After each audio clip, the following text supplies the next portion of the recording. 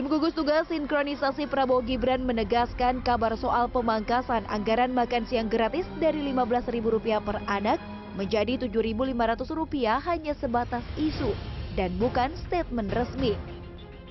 Hal tersebut diungkapkan anggota tim gugus tugas sinkronisasi Prabowo Gibran bidang komunikasi Hasan Nasbi dalam konferensi pers di Jakarta, Jumat malam. Dia menegaskan fokus utama dari Presiden terpilih Prabowo dan Wakil Presiden Gibran adalah memberikan menu makanan yang bergizi sesuai standar angka kecukupan gizi yang ditentukan oleh ahli. Sejauh ini masih dilakukan riset serta uji coba atau pilot project terkait program makan bergizi gratis ini nantinya. Hasil uji coba ini akan menjadi landasan untuk mencapai kesimpulan, mulai dari harga hingga menu makanan untuk tiap anak. Untuk menemukan produk terbaik nanti. Ini kan program unggulan pasangan Prabowo Gibran. Jadi ini dipersiapkan dengan sebaik mungkin. Tapi ketika dalam proses yang sedang berjalan ini justru muncul isu-isu ya seperti harga 7.500. Itu kan menurut kita itu spekulasi. Ya, spekulasi dari mungkin ada ide, ada masukan dari berbagai orang yang kemudian mungkin menurut dia akan menjadi pegangan dari pilot project, padahal sama sekali tidak ada seperti itu. Orang boleh punya ide, boleh punya masukan, silakan. Tapi tim sampai hari ini belum punya kesimpulan selain jumlah anggaran. Sementara ekonom Silios Bima Yudhistira menganjurkan program makan bergizi gratis sebaiknya setara Rp15.000 per porsinya atau lebih. Menurutnya dengan keterbatasan anggaran tidak perlu semuanya wilayah di Indonesia mendapatkan program MBG ini agar dapat dipantau sehingga lebih tepat sasaran. Pemerintah juga bisa melakukan pilot project dahulu di wilayah dengan angka gizi terendah seperti di Nusa Tenggara Timur dan Papua. Pilot project berguna untuk mengukur korelasi program yang diterapkan dengan sejumlah indikator yang ingin dicapai. Ini merupakan hal yang kurang begitu bagus, yang seharusnya menjadi perhatian utama pada waktu transisi. Jangan sampai terjadi ekspektasi yang negatif bagi perekonomian. Karena kalau sekarang yang terlihat ya ini hanya menitipkan keponakan, kerabat dekat untuk mengendalikan dari internal pemerintah, untuk mengendalikan Menteri Keuangan agar sesuai dengan harapan APBN yang diinginkan.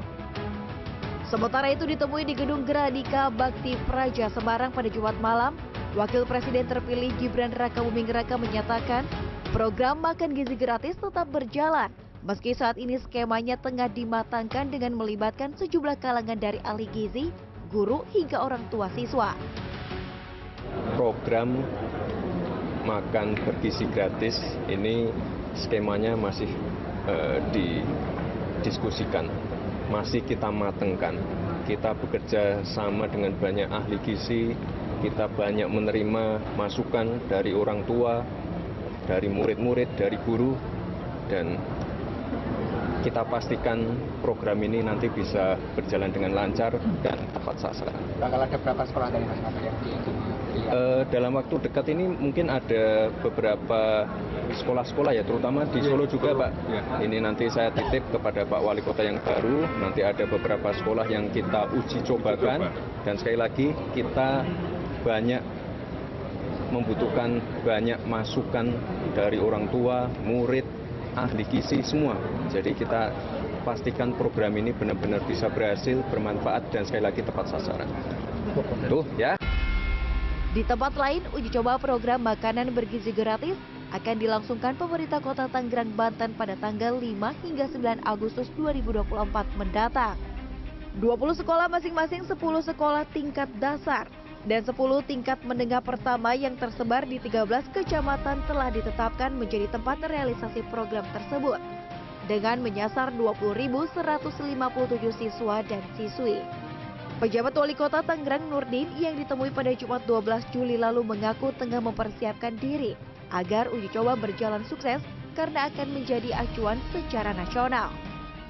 Program makan bergizi gratis kita dengan Dewan Panas tunjuk sebagai salah satu model untuk uji cobanya. Kita sedang mempersiapkan mulai dari tata kelola di sekolahnya, proses pengadaannya, dan pelaksanaan. Saat ini di Provinsi Banten, Kota Tangerang bersama Kota Cilegon telah ditunjuk pemerintah pusat menjadi daerah percontohan. Tim Liputan CNN Indonesia.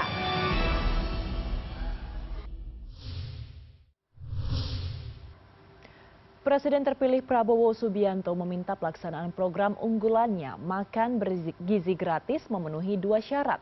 Yang pertama adalah terpenuhinya standar gizi dan yang kedua penyaluran kepada sebanyak mungkin penerima manfaat. Program ini pun menelan anggaran yang cukup besar mencapai 71 triliun rupiah. Terkait hal ini kita akan membedahnya lebih dalam bersama Trubus Rahardiansyah, pengamat kebijakan publik. Selamat malam Pak Trubus, terima kasih atas waktunya. Selamat malam Mbak. Ya, sebagai informasi juga pemirsa bahwa kita juga telah berusaha untuk menghubungi TKN Prabowo Gibran, namun belum ada yang dapat bergabung dalam diskusi malam hari ini. Baik, saya akan langsung ke Pak Trubus. Pak Trubus, tadi telah disebutkan bahwa ada 2 syarat utama yang dikatakan oleh Prabowo Subianto agar program makan bergizi gratisnya ini menjadi salah satu program yang tepat sasaran. Yaitu tadi yang pertama adalah untuk bisa memenuhi standar gizi dan juga penerima manfaatnya harus banyak. Ini anggarannya ada 71 triliun rupiah, Pak Trubus. Apakah ini adalah hal yang realistis? Iya, kalau dalam hitung-hitungan sebenarnya belum gitu ya. Belum, karena kan anggarannya itu lebih besar dari itu kan. Semula kan hitung-hitungannya malah mencapai sekitar 400 triliun ya. Atau 120 lah, 120 triliun sekitar itu. Nah, kemudian sekarang menjadi 71, tentu kemudian ada penurunan kan setelah hitung-hitung gitu loh.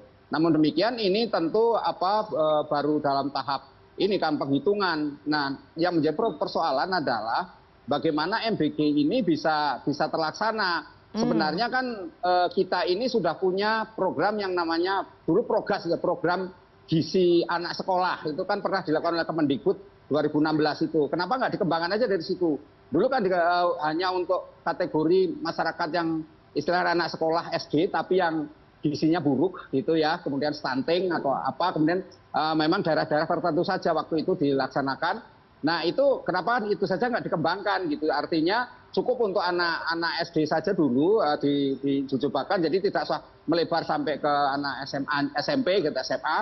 Nah sehingga itu mencukupi dalam gizi 15.000, karena ini di masyarakat kan terjadi berbagai pro kontra karena memang persoalannya anggaran yang begitu besar dan sekaligus juga pelaksanaannya yang dikatakan rumit. Meskipun demikian kita patut apresiasi, artinya presiden tetap presiden terpilih dan Pak Prabowo menghendaki agar kemanfaatannya itu lebih besar menjangkau seluruh wilayah Indonesia. Nah ini kan sesuatu hal yang mau tidak mau membutuhkan satu penghitungan yang matang gitu loh Mbak, perencanaannya yang matang. Karena itu kalau kemudian berubah-ubah dari yang awalnya mengatakan 15.000 kemudian dipotong jadi disunat jadi 7.500, ini kan seperti perencanaan yang belum matang. Kemudian sekarang ada dinamika yang ditolak oleh tim itu sendiri, tim dari Pak Prabowo mengatakan isu-isu itu tidak benar dan sebagainya. Ini kan semuanya mengindikasikan bahwa memang belum ada satu kesepakatan bagaimana sesungguhnya anggaran yang tepat dan bagaimana pelaksanaan program ini agar menjangkau seluruh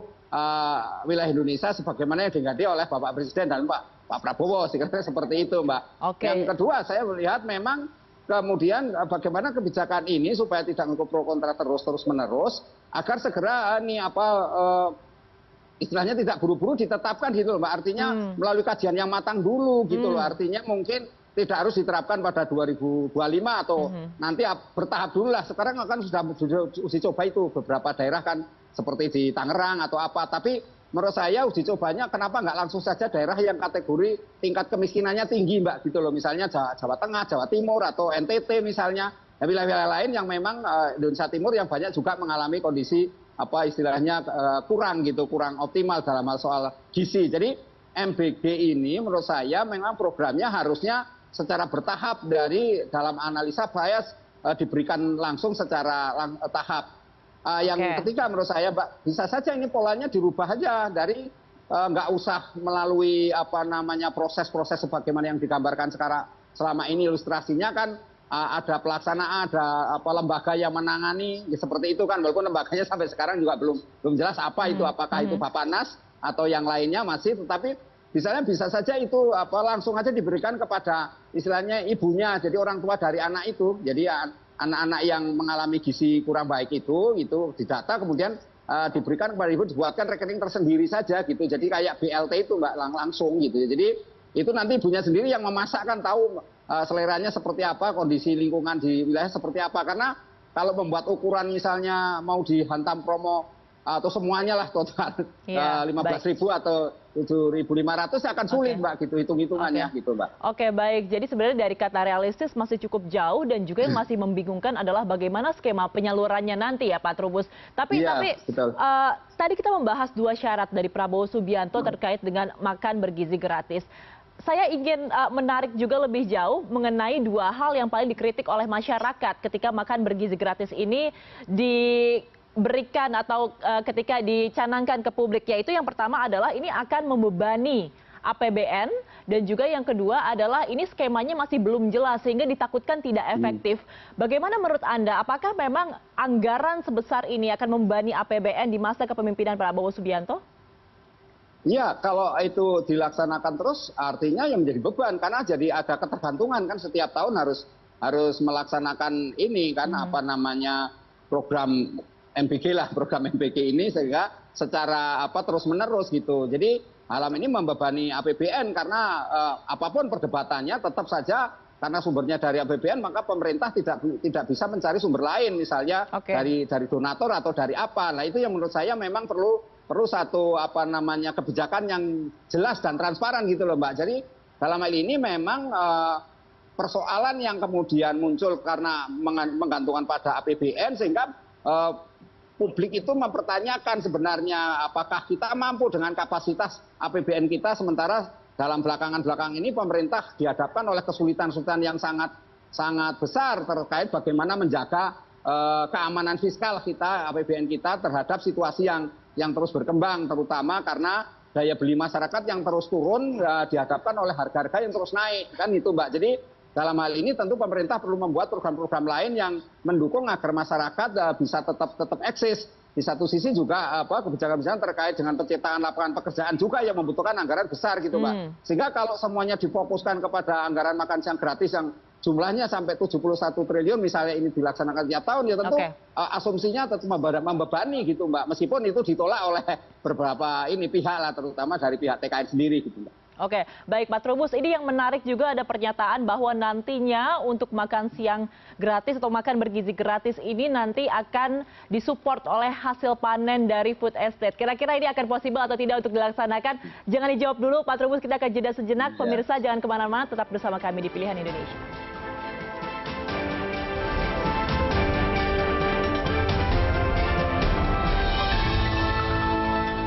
Terima kasih Anda masih bersama kami di Pilihan Indonesia. Kita masih membahas mengenai anggaran 71 triliun untuk makan bergizi gratis bersama Pak Trubus. Pak Trubus, kita akan menyambung percakapan kita yang tadi mengenai, saya mengutip pernyataan dari Pak Sudaryono yang baru saja dilantik menjadi Wakil Menteri Pertanian. Ia mengatakan bahwa nantinya hasil panen dari food estate ini akan diberdayakan untuk bisa membantu program makan bergizi gratis. Padahal kita tahu bahwa food estate ini adalah salah satu program yang juga masih banyak menuai kontroversi, hingga ada yang menyebut bahwa ini adalah program yang gagal. Bagaimana menurut Anda terkait hal ini? Iya, sebagai sebuah gagasan tentu ya. Artinya secara politis beliau mengatakan bahwa itu sebagai sumber untuk solusi lah dalam persoalan program MBG ini. Itu kan dalam implementasinya tentu sangat rumit karena sulit juga terimplementasi, karena saya melihat bahwa food estate sendiri kan masih debatable, di mana kemudian pelaksanaannya seperti apa dan hasilnya sampai hari ini juga kita belum bisa publik melihat secara konkret seperti apa gitu. Yang ada itu memang food estate sendiri sifatnya hanya lokal-lokal saja Mbak gitu. Artinya memang di situ ditanam seperti padi, kemudian panen atau sejenis bahan makan pokoknya lain yang juga tumbuh seperti umbi-umbian misalnya seperti itu. Tetapi kan itu sebenarnya program yang belum jelas. Karena apa? Karena sesungguhnya itu sudah dilakukan oleh masyarakat selama ini, tetapi karena kondisi lingkungan, kondisi cuaca yang berubah juga banyak terjadi seperti kemarin ada kasus El Nino misalnya seperti itu kan, akhirnya panennya jadi mundur gitu Mbak, atau panennya mengalami kegagalan sehingga program food estate pun kemudian akhirnya juga mengalami masuk angin gitu Mbak, sehingga di dalamnya banyak persoalan-persoalan yang sampai hari ini publik belum bisa merasakan secara langsung.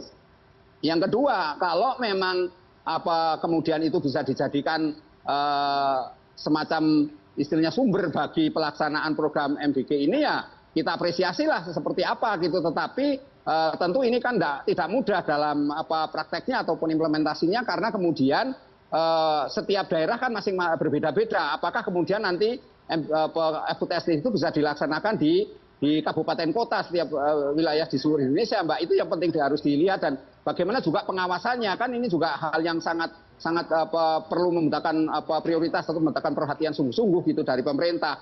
Nah, tentu ini semuanya saya berharap bahwa apapun bahwa MBG ini tetap harus dilaksanakan, karena ini sudah merupakan janji yang harus ya istilahnya wajib bagi kepemimpinan Pak Prabowo yang akan datang. Nah, terlepas dari perdebatan tentang food estate, tentu harus dipikirkan bagaimana mencari sumber pendanaan lain sifatnya ad hoc atau sumber-sumber lain yang harus dilakukan gitu, sehingga pemerintah sekali lagi tidak bergantung penuh kepada APBN. Ini yang menurut saya yang perlu dilakukan, sehingga nantinya tentu ada investasi atau investor yang mau juga ikut donatur, seperti negara-negara lain yang dipraktekkan itu kan ada yang menggunakan donatur, Mbak. Seumumnya negara-negara berkembang itu yang menerapkan makan siang gratis tapi dari negara donatur gitu. Tetapi apakah ini juga Indonesia mampu seperti itu? Nah, ini pertanyaan yang memang tak mudah untuk jawab. Paling tidak ya harus ada upaya ke sana gitu, Mbak, sehingga persoalan MBG, program MBG ini betul-betul bisa terlaksana secara baik. Yang ketiga, saya melihat bahwa apa yang dilakukan oleh pemerintah ini memang masih mendapati kebingungan gitu. Apakah MBG ini mau dilaksanakan atau tidak gitu, sehingga di publik banyak sekali, terutama di medsos itu terjadi diskusi-diskusi panjang. Bagaimana kemudian mereka banyak kan publik memandang bahwa sebaiknya program ini ya kalau memang tidak bisa ya dievaluasi saja kan, diganti. Dan selama ini ada muncul-muncul pernyataan misalnya ada makan siang gratis diganti sarapan gratis ataupun atau cemilan gratis atau atau program makanan dibawa pulang kan ada itu misalnya seperti di negara lain ya. Ya hal seperti itu tinggal bagaimana kita memformulasikan secara baik, karena dan yang penting bagaimana kemudian masyarakat bisa menerima. Sesungguhnya kan masyarakat MBR, masyarakat berpenghasilan sangat berharap sekali dengan janji kampanye dari Bapak Prabowo ini, dan sekarang terpilih menjadi presiden, sehingga bisa terlaksana, paling tidak bisa mendukung dalam konteks ini selama ini mereka sangat tergantung kepada yang namanya bansos gitu loh, Mbak. Jadi konteks ini sehingga bansos ini dianggap tidak mencukupi dalam hal pemenuhan gizi. Nah, kalau kemudian program MBG ini bisa jalan kan setidaknya masyarakat berpenghasilan rendah akan punya rasa kepercayaan public trust tinggi terhadap pemerintah gitu, sehingga perhatian terhadap bagaimana kecerdasan bisa berlangsung.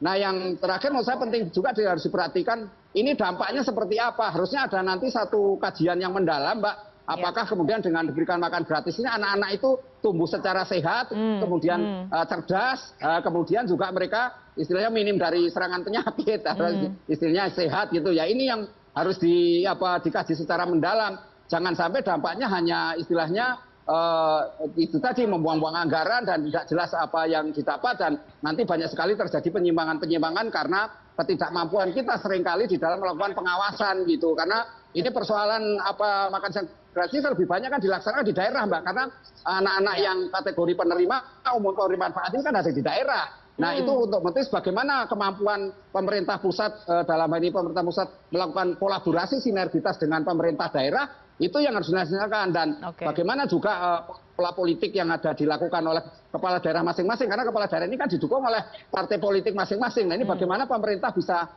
istilahnya mempengaruhi, paling tidak membimbing mereka, menginstruksikan juga gitu, mengarahkan agar kepala daerah itu betul-betul memberi perhatian terhadap persoalan makan siang gratis ini. Karena kalau tidak ya ujung-ujungnya nanti ada daerah yang berhasil, ada daerah yang gagal, dan ada daerah yang ya nggak jelas apa berhasil atau gagal. Nah, ini Nah, jadi harus yang penting itu terakhir nomor 3 adalah tolak ukur, Mbak. Jadi tolak ukur keberhasilannya seperti apa itu yang harus dirumuskan dan itu harus diinformasikan kepada publik. Itu yang kita tunggu, Mbak, seperti itu. Baik, Pak Trubus, di balik tadi banyaknya catatan Anda terkait program MBG ini, kemudian juga pertanyaan masyarakat, bagaimana nanti skema penyalurannya dan lain sebagainya. Kemarin kita mengetahui bersama ada orang-orang Prabowo Subianto yang ditaruh di posisi wakil menteri. Salah satunya tadi kita bahas tentang food estate Sudaryono di posisi wakil menteri pertanian. Anda melihatnya ini seperti apa? Apakah ini memang strategi dari Prabowo Subianto untuk bisa menjadi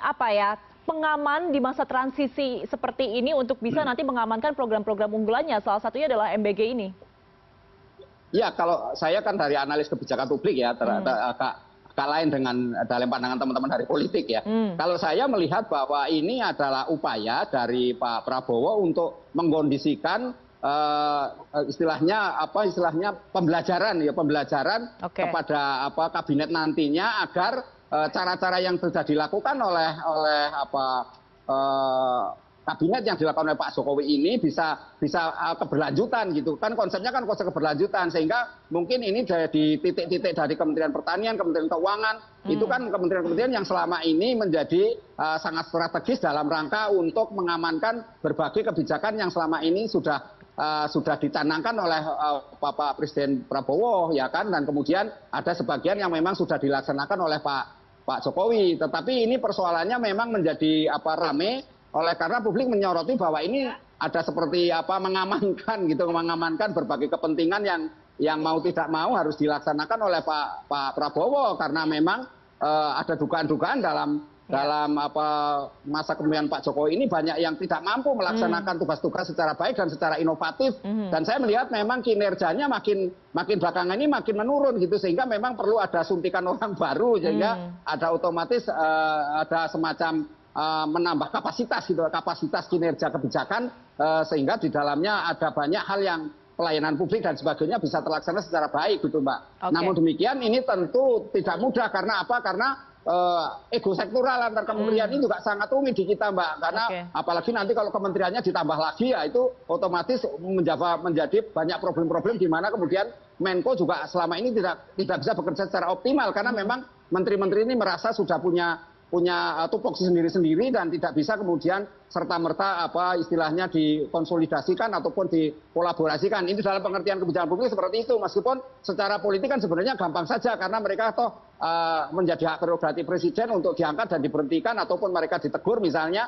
Tetapi pada kenyataannya mereka juga punya visi misi sendiri setiap kementerian lembaga kan, artinya dia punya misi sakral, misi suci untuk melaksanakan apa yang sudah menjadi ketetapan di dalam kebijakan-kebijakannya. Seperti itu, Mbak. Baik Pak Trubus, terakhir ini kalau kita melihat banyak sekali sorotan masyarakat terkait dengan program makan bergizi gratis ini, menurut Anda apakah jika program ini dilaksanakan ini bisa menuntaskan kemiskinan dan menaikkan taraf kehidupan masyarakat Indonesia? Kalau kebijakan itu bisa dilaksanakan secara konsisten, Mbak, dan komprehensif, itu bisa paling tidak mengurangi masalah stunting, gizi buruk, ya hal-hal yang berkaitan dengan kesehatan ini anak-anak yang selama ini, dan anak-anak ini kan kemudian nanti menjadi Gen Z yang kemudian menjadi milenial, dan milenial menjadi istilahnya kolonial seperti saya gitu kan. Jadi otomatis proses-proses itu kan harus dilalui. Nah, karena itu saya melihat memang banyak istilahnya itu manfaat yang diperoleh, tetapi sekali lagi kita juga tidak mengingkari bahwa kebijakan ini juga tidak mudah di dalam bagaimana kemudian apakah itu akan berhasil secara optimal atau tidaknya mempengaruhi cara pandang dan kita mengalami lompatan, misalnya lompatan dalam istilahnya kemampuan, lompatan dalam kecerdasan, lompatan dalam pemikiran-pemikiran terkait human resources-nya lah juga, kemudian prestasi juga, kinerja dan sebagainya. Ini yang masih kita tunggu, tetapi paling tidak ini langkah awal yang dilakukan oleh Pak Prabowo dan timnya untuk menuju Indonesia Emas itu. Sejatinya seperti itu kan janjinya, tetapi ini sekali lagi bahwa partisipasi publik menjadi sangat penting. Ketika perumusannya nanti tidak melibatkan partisipasi secara luas, itu munculnya kemudian resistensi, kan pelaksanaannya kemudian tidak melibatkan banyak pihak, ya otomatis ini kebijakannya jadi masuk angin di tengah jalan dan banyak hal masalah baru yang akan muncul di situ, Mbak. Saya kira itu, Mbak. Baik, partisipasi publik menjadi sangat penting dalam program ini dan pastinya kita akan mengawal bersama bagaimana jalannya program makan bergizi gratis dari Prabowo Gibran. Terima kasih atas analisanya, Pak Trubus Rahardiansyah, pengamat kebijakan publik. Selamat malam, Pak. Sehat selalu. Selamat malam, Mbak. Terima kasih.